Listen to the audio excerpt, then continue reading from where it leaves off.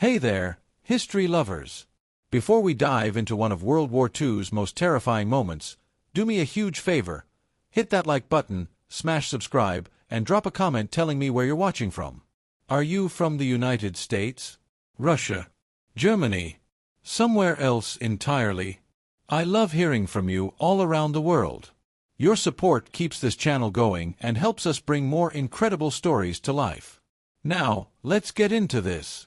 Imagine you're a German soldier stationed at Orsha railway station in Belarus on a sweltering July afternoon in 1941.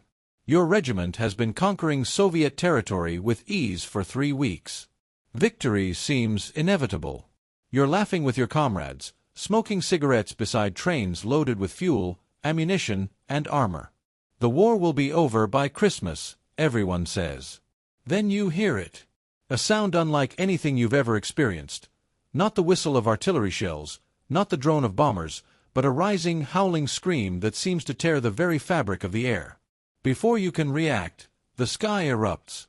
Not with bombs dropping one by one, but with over 100 rockets simultaneously ripping through the atmosphere, each one shrieking like a demon. In 7 seconds, your world becomes hell. The station explodes into a continuous sea of fire. Metal melts. Earth burns. Bodies disappear. Those who survive can't stop screaming. Some lose their minds completely. What weapon could do this? How could the supposedly inferior Soviets possess such devastating firepower? And why had German intelligence heard nothing about it? Stay with me, because this story will change everything you thought you knew about the Eastern Front. June 21, 1941. While most of the world slept, Joseph Stalin signed a document that would alter the course of World War II. Just hours before German panzers would cross the Soviet border in the largest invasion in human history, Stalin authorized the mass production of a weapon so secret that even Soviet generals barely knew it existed, the BM-13 rocket launcher, soon to be called Katyusha. The timing was almost supernatural. Defense Minister Semyon Timoshenko had witnessed a demonstration of the prototype just days earlier. Soviet engineers had nervously set up a crude-looking truck with metal rails bolted to its bed. When they fired, Timoshenko and his staff stood frozen, stunned by the devastating salvo. As the smoke cleared, Timoshenko reportedly turned to his deputy and angrily demanded, "Why didn't you report to me about having such a weapon?" The answer was simple. The weapon was so new, so experimental, that even its creators weren't certain it would work in combat. The BM-13 was revolutionary yet remarkably simple. Parallel rails mounted on ordinary trucks. 16 rockets, each 80 centimeters long, 13.2 centimeters in diameter, weighing 42 kilograms with nearly 5 kilograms of high explosives. No complex targeting systems. No heavy artillery barrels. Just metal tubes, solid fuel rockets, and the ability to deliver more firepower in 7 seconds than a conventional artillery battery could deliver in an hour. But there was a catch. The weapon was wildly inaccurate. Soviet artillery officers had initially rejected it. While a conventional howitzer could fire 95 to 150 rounds in 50 minutes with decent precision, the BM-13 took the same 50 minutes to reload after firing just 24 rockets, and those rockets might land anywhere within a 51-meter lateral deviation. Traditional military thinking dismissed it as wasteful. Yet what the Soviet engineers understood, and what the Germans were about to learn, was that accuracy didn't matter when you could saturate an entire area with explosives in seconds, then vanish before the enemy could respond. This was artillery warfare reimagined. Not precision, saturation. Not accuracy, terror. By the time Hitler launched Operation Barbarossa on June 22, 1941, only 40 BM-13 launchers existed. 7 of them, mounted on ZIS-6 trucks, were assigned to an experimental battery commanded by a 31-year-old captain named Ivan Flerov. These men, barely trained, equipped with a weapon they'd only fired 3 times, were about to introduce the Wehrmacht to a nightmare. Captain Ivan Flerov was no ordinary officer. A veteran of the brutal Soviet-Finnish War, he had survived combat that would have broken lesser men. A graduate of the prestigious Dzerzhinsky Military Artillery Academy, Flerov possessed both tactical brilliance and uncommon courage. On June 28, 1941, just 6 days after the German invasion began, he received orders that would make him legendary, form the first experimental rocket artillery battery in history. The directive gave him 3 days. 3 days to assemble a unit, train crews on a weapon nobody understood, and prepare for combat. The pressure was immense. The weapon was designated top secret. Each launcher came equipped with explosive charges designed to destroy the vehicle if capture seemed imminent. The crews were ordered. Under no circumstances could the Germans obtain this technology. Commanders would be held personally responsible, with their lives. Flerov's battery consisted of 198 men, 7 BM-13 launchers mounted on ZIS-6 trucks, one 152mm howitzer for range-finding, 44 support trucks, 600 M-13 rockets, and 1 passenger car. The men came from the Moscow Artillery School and the Dzerzhinsky Academy, young, mostly inexperienced, but educated. 2 civilian engineers accompanied them, A.I. Popov, who had designed the BM-13 platform, and D.A. Shaitov, creator of the M-13 rocket. These designers would go into combat with their creation, testament to how desperately the Soviets needed this weapon to succeed. The training was minimal. 3 firing exercises. That was all. The first time many crew members touched a BM-13 was when they loaded it onto trucks under darkness on the night of July 1st to 2nd, 1941. They departed Moscow in a convoy shrouded in secrecy, heading west toward a front that was collapsing with terrifying speed. German forces were advancing at a rate that shocked even Hitler. The Wehrmacht's blitzkrieg tactics, combined arms warfare with tanks, aircraft, and motorized infantry working in devastating coordination, were shredding Soviet defenses. Entire Soviet armies were being encircled and destroyed. Prisoners numbered in the hundreds of thousands. Stalin had purged the Red Army's officer corps in the late 1930s, and the consequences were catastrophic. Soviet commanders were often incompetent, troops poorly led, equipment outdated or destroyed. But the Soviets had something the Germans didn't expect, a willingness to innovate desperately and a population that would endure any hardship. The BM-13 embodied Soviet industrial philosophy, cheap, simple, mass-producible, and effective despite its flaws. Where Germany built complex, expensive weapons requiring skilled labor, the Soviets built weapons that any light industrial facility could manufacture. The BM-13 could be produced in factories without heavy machinery for gun barrels. The rockets used solid fuel, stable and easy to store. The launcher could be mounted on any truck chassis. By July 9th, Flerov's battery reached Borisov, positioning near the front lines. The situation was desperate. German Army Group Center was driving toward Moscow, and the town of Orsha, a critical railway junction, had already fallen. The Germans were using Orsha as a major logistics hub, concentrating troops, ammunition, fuel, and armor for the continued push eastward. General Georgy Karyofili, Deputy Chief of Artillery for the Western Front, saw an opportunity. If the Katyushas worked, they could strike a devastating blow where it hurt most, German supply lines. German intelligence was among the finest in the world. The Abwehr, Hitler's military intelligence organization, had networks throughout Europe and beyond. They had spies, reconnaissance aircraft, signals intelligence, and interrogated prisoners. Yet somehow, they had no knowledge of the BM-13. This was partially due to Soviet security measures.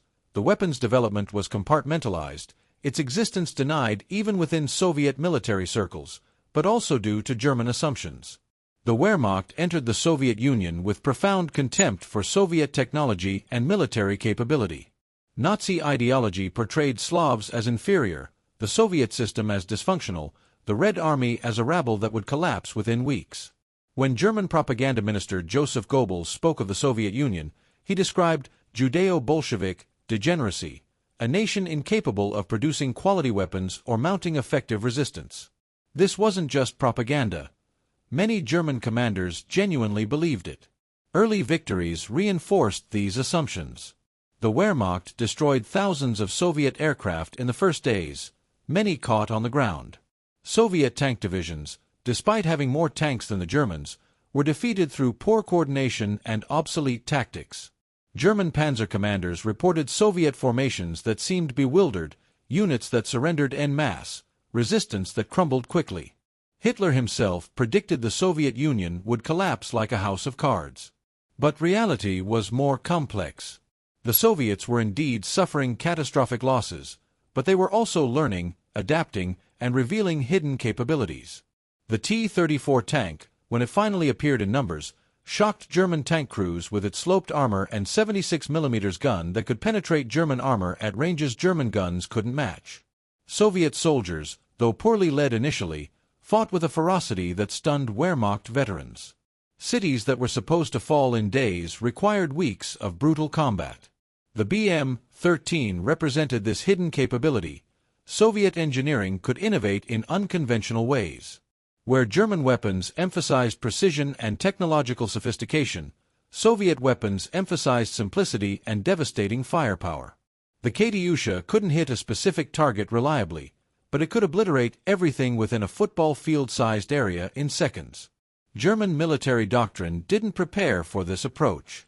Moreover, the psychological dimension was completely unforeseen. German soldiers were trained, experienced, often veterans of campaigns in Poland and France. They'd faced artillery, aerial bombardment, tank assaults. They'd developed mental frameworks for processing combat stress. But the Katyusha was different. The sound alone, that rising, howling scream as rockets tore through the air, triggered primal fear responses. It didn't sound mechanical. It sounded alive, demonic, otherworldly. German soldiers would later testify that the sound drove men insane. A captured corporal reported that in his unit, several soldiers experienced complete mental breakdowns during Katyusha attacks, losing the ability to function even after the bombardment ended. They didn't just fear death, they feared the experience of facing this weapon. The anticipation, the helplessness, the knowledge that once you heard that sound, survival was purely random. At Orsha on July 14, 1941, the Germans stationed there had no warning, no preparation, no conception that such a weapon existed. They were relaxed, victorious, confident. The gap between their expectations and the reality they were about to experience would be measured in psychological trauma that would spread through Wehrmacht ranks for the remainder of the war. Orsha sits in Belarus, approximately 500 kilometers west of Moscow, at the confluence of the Dnieper and Orsha rivers. In July 1941, it was a major railway junction, vital for moving German supplies eastward. The town itself was ancient, with wooden buildings, Orthodox churches, and narrow streets. The railway station was the heart of German logistics in the sector. Multiple rail lines converging, sidings filled with freight cars, warehouses packed with ammunition and fuel. The terrain around Orsha is relatively flat, characteristic of the North European plain, gentle rolling hills, mixed forests, agricultural fields. This openness had allowed German armored divisions to advance rapidly, but it also meant that anyone controlling the high ground could observe the station clearly. Soviet forces had retreated across the Dnieper and Orsha rivers to the east, establishing defensive positions on the opposite banks. On the afternoon of July 14, 1941, the weather was hot and clear, typical Eastern European summer conditions. No fog to provide concealment, no rain to hamper movement. The Germans had controlled Orsha for days, and the initial chaos of conquest had given way to organized logistics operations. Trains were being loaded and unloaded.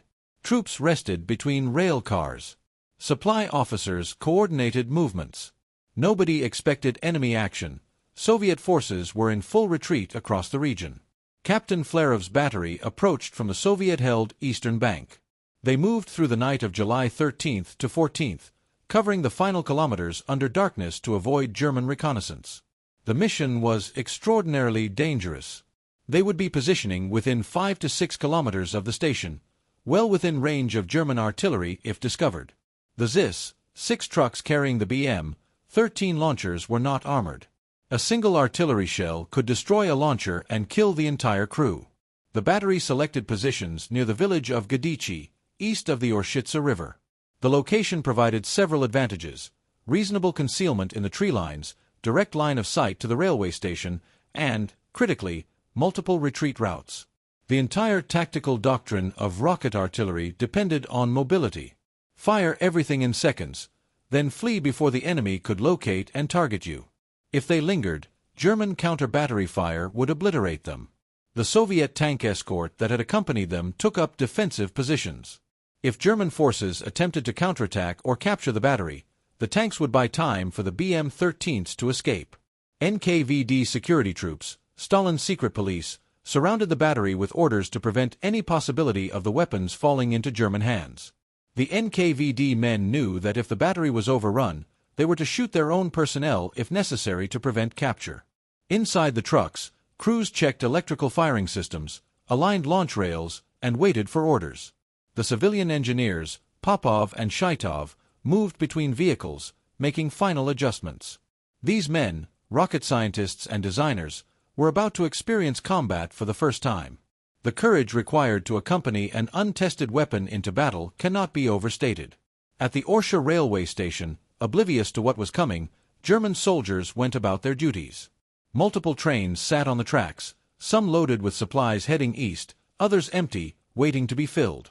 Wehrmacht troops lounged in the summer heat. Officers reviewed logistics paperwork. Nobody was on alert. Why would they be? The front was collapsing. Moscow itself seemed within reach. At approximately 3 p.m. on July 14, 1941, General Georgy Karyofili gave Captain Flerov the order, destroy the railway station. The timing was deliberate. Maximum German personnel would be present. The afternoon heat would make troops less alert. And the long summer daylight would allow the battery to observe results and potentially fire a second salvo if needed. Flerov immediately began final preparations. Each BM-13 launcher held 16 M-13 rockets on its rails, ready to fire. With 7 launchers, that meant 112 rockets would be unleashed in the first salvo. The equivalent firepower of 72 heavy artillery guns, delivered in approximately 7 seconds. The impact zone would be roughly 400,000 square meters, larger than 50 football fields. The crews worked with practiced efficiency, despite their minimal training. Electrical connections were tested. Launch angles were verified. The civilian engineers made final checks of the rocket stabilizers. These spinning fins were the secret to whatever accuracy the weapon possessed. Without them, the rockets would tumble uselessly. German attempts to copy captured Katyushas would later fail specifically because they couldn't replicate these stabilizers. Flerov consulted with his fire direction team. The 152 mm howitzer fired a ranging shot, standard artillery practice to confirm distance and wind conditions. The shell landed near the station. German troops barely reacted. A single artillery round was nothing unusual on the Eastern Front. They likely assumed it was a harassing shot from retreating Soviet forces, if they noticed at all.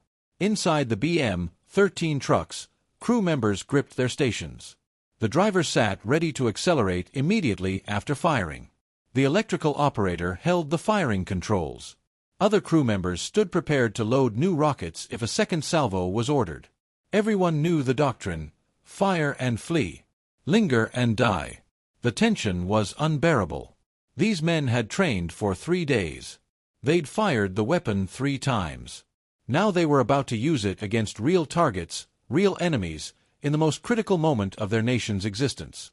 If the weapon failed, if the rockets misfired, if the electrical system malfunctioned, if the launchers proved ineffective, they might be shot by the NKVD guards watching them. If the weapon succeeded but they were destroyed by German counterfire before escaping, they would die without ever knowing if their sacrifice mattered. At the railway station, a few German soldiers noticed movement in the Soviet-held woods across the river. Binoculars came out. Officers were alerted. Was this a reconnaissance unit? A small harassing force? Nobody was particularly worried.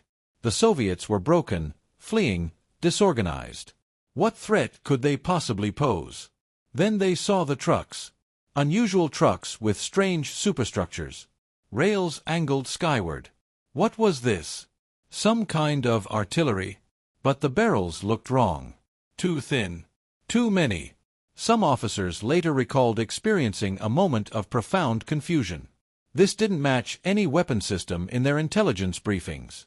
At 3:15 p.m. precisely, Captain Flerov gave the command to fire. 7 crew members, 1 per launcher, simultaneously activated their electrical firing systems. What happened next would echo through history. The sound came first. Not the explosion, the launch. 7 BM-13 launchers erupted simultaneously, each spewing 16 rockets in a staggered sequence that took roughly 7 seconds. But to those hearing it, time distorted. The 13 rockets had solid fuel motors that burned with an intense roar, amplified and modulated by the stabilizing fins into a rising, howling shriek. Multiply that by 112 rockets launching in rapid succession, and the sound became apocalyptic. German soldiers at Orsha station looked up, bewildered. The sky seemed to be tearing apart. They could see the rockets, not falling like bombs, but streaming horizontally through the air, leaving thin smoke trails, each one screaming like a demon. The sound was unlike anything in human experience.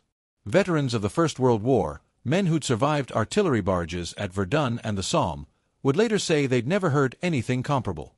Then the rockets impacted. Not sequentially, but almost simultaneously across the entire station complex. Each M13 carried 4.9 kilograms of high explosives in a fragmentation warhead. The explosion radius exceeded 10 meters per rocket. When 112 such warheads detonated across a concentrated area within seconds of each other, the effect was catastrophic. Freight cars loaded with ammunition exploded in secondary detonations that sent shrapnel scything through troops caught in the open. Fuel tankers ruptured and ignited, creating rivers of burning liquid that flowed between rail cars. The concussive force of overlapping explosions created air pressure waves that ruptured eardrums, collapsed lungs, and threw bodies like ragdolls. The heat was intense enough to melt metal fixtures and set wooden structures ablaze instantly. But the physical destruction, devastating as it was, paled beside the psychological impact. German soldiers who survived the initial bombardment were often rendered non-functional. Shell shock was common in warfare, but this was different. Men stood frozen, unable to process what had happened. Others ran blindly, no longer responding to commands. Some vomited uncontrollably. Others wept. The German military prided itself on discipline and tactical superiority. These were professional soldiers, trained to maintain composure under fire, to follow orders even in chaos. But the Katyusha broke something fundamental in their psychological defenses. The suddenness, going from relaxed safety to apocalyptic destruction in 7 seconds, gave the mind no time to adjust. The totality, everything exploding everywhere at once, provided no sense of where safety might lie. The sound, that hellish shrieking, triggered primal terror responses that training couldn't overcome. Captain Flerov's battery didn't wait to observe results. The moment the last rocket left the rails, the trucks were already moving. Drivers accelerated along pre-planned retreat routes. The ZIS, 6 trucks, though heavily loaded, could reach reasonable speeds on the rough terrain. Within 2 minutes, the battery was withdrawing towards secondary positions. German artillery officers, once they recovered from the shock, attempted to call in counter-battery fire. But there was nothing to target. The rocket trails had dissipated. The Soviet positions were already being evacuated. By the time German artillery began ranging shots at where the Katyushas had been, the launchers were gone, disappearing into the forest and broken terrain like ghosts. The aftermath of the Orsha attack rippled through German ranks with an intensity that surprised even Soviet commanders. Within hours, reports were spreading through Wehrmacht units across the entire Army Group Center. The Soviets had deployed a terrifying new weapon. The descriptions varied wildly, growing more fantastical with each retelling. Some claimed it was a chemical weapon that burned the air itself, others insisted it involved multiple-barrel flamethrowers mounted on tanks. Still others reported seeing hundreds of simultaneous artillery strikes from weapons that made no sound before firing. The German military intelligence apparatus went into overdrive. Abwehr operatives interrogated survivors, trying to piece together what had happened. The descriptions were consistent in their terror, but maddeningly vague in technical details. "A continuous sea of fire," one officer reported. "Metal melting and earth burning," said another. "A weapon unlike anything we've encountered," concluded a third report. What terrified German commanders most was their complete ignorance. How many of these weapons did the Soviets possess? Where would they strike next? How could they be countered? The Luftwaffe was ordered to conduct reconnaissance missions to locate the launchers, but they proved almost impossible to find. The mobility that made the Katyusha effective also made it nearly invisible. The psychological impact extended beyond simple fear. German soldiers began to dread any position that might be targeted: railway stations, supply depots, troop concentrations. Areas that had felt safe became sources of anxiety. The knowledge that a Katyusha attack could come without warning, that survival would be purely random, that the sound itself was psychologically damaging. All of this eroded the sense of superiority that had characterized the Wehrmacht's advance. Nazi propaganda immediately attempted damage control. German newspapers initially denied the weapon existed, claiming Soviet reports were fabrications. When evidence became undeniable, propaganda shifted to mockery, calling it a crude, inaccurate weapon that demonstrated Soviet technological backwardness. But soldiers facing the weapon knew the truth. Letters home, carefully censored but still revealing, spoke of a weapon that frightened even hardened veterans. The Soviets, recognizing the psychological value, deliberately enhanced it. The weapon's secrecy was maintained. Crews were ordered to refer to it only as guards' mortars, never using technical designations in communications that might be intercepted. When the nickname Katyusha emerged, likely from the factory designation K, and a popular wartime song about a girl longing for her soldier lover, authorities allowed it to spread, humanizing the weapon in Soviet consciousness while maintaining its mystique to the enemy. The Germans nicknamed it Stalinorgel, Stalin's organ, because the launch rails resembled organ pipes and the sound seemed to them like a demonic symphony. This nickname, meant perhaps as dark humor, actually increased the psychological impact. It gave the weapon an identity, made it more than just artillery. It became a presence, almost supernatural. By late July 1941, multiple Katyusha batteries were being deployed across the front. Each engagement amplified the fear. German troops began to recognize the sound, and that recognition brought its own terror, the few seconds between hearing the launch and feeling the impact, when soldiers knew what was coming but could do nothing to prevent it. Some veterans later reported that this anticipation was worse than the actual bombardment.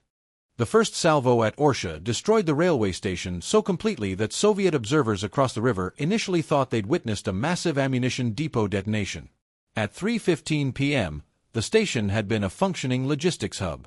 By 3:16 p.m., it was a smoldering ruin. German casualty figures remained disputed. Soviet sources claimed hundreds killed, while German reports attempted to minimize losses, but the physical destruction was undeniable. Multiple trains were destroyed or severely damaged. Freight cars loaded with ammunition created secondary explosions that continued for hours after the initial attack. Fuel tankers burned through the night, creating pyres visible for kilometers. The wooden station buildings were completely destroyed. Rail infrastructure, tracks, switches, signal equipment, was damaged enough to halt operations for days. At approximately 5:20 p.m., Captain Flerov's battery fired a second salvo from new positions. This time they targeted a pontoon bridge the Germans had constructed across the Orsha River.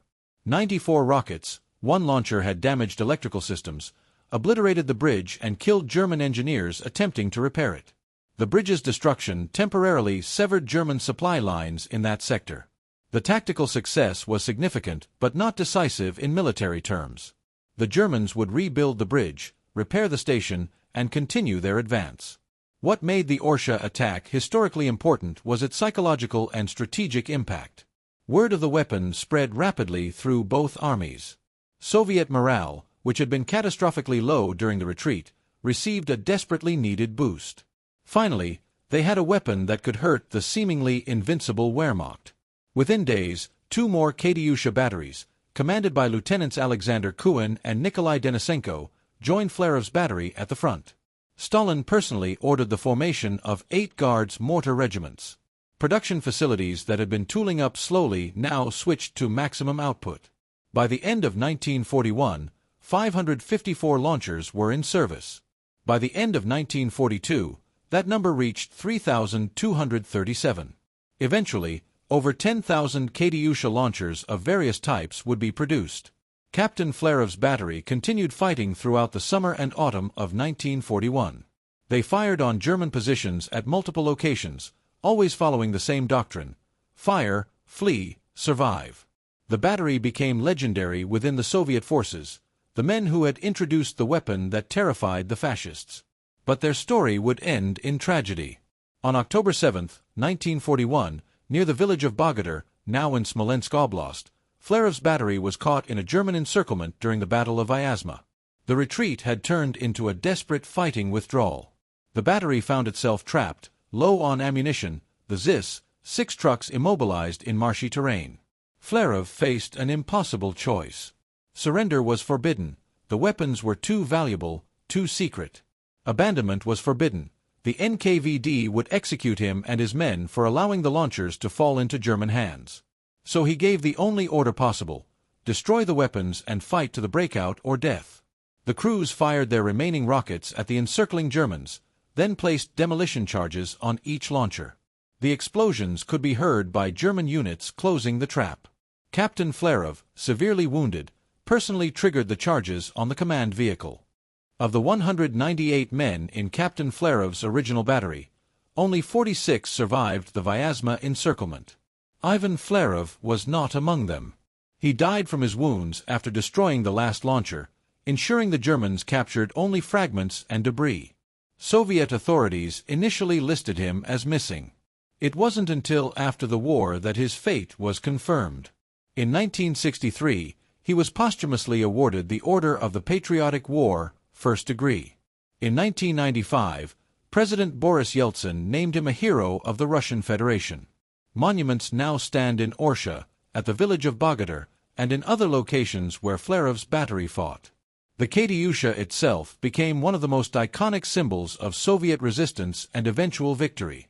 Along with the T-34 tank and the Il-2 Sturmovik aircraft, it represents the weapons that enabled the Red Army to transform from a retreating, desperate force into the army that would capture Berlin. The strategic lessons of the Katyusha extended far beyond World War II.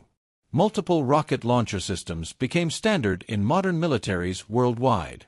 The Soviet Union continued developing successors, the BM-21 Grad, the BM-27 Urigan, and others, maintaining the basic philosophy of saturation bombardment and mobility.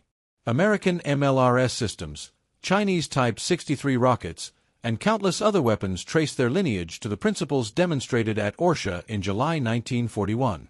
The psychological warfare aspects proved equally influential.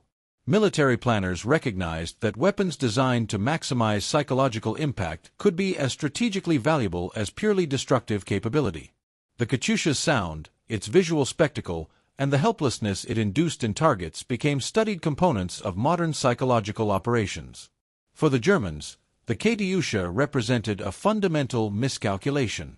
Nazi ideology's assumption of Slavic inferiority blinded them to Soviet capabilities. While German weapons emphasized precision and technological sophistication, Soviet weapons emphasized mass production and overwhelming firepower, characteristics that proved better suited to the brutal, attritional nature of the Eastern Front. German attempts to copy the Katyusha consistently failed. They captured examples, studied them extensively, but could never replicate the crucial stabilization systems that gave M13 rockets their effectiveness. Their own Nebelwerfer rocket launchers, while capable, never achieved the psychological impact of the Katyusha, partly because they lacked mobility and partly because German forces were generally on the defensive by the time Nebelwerfers appeared in significant numbers.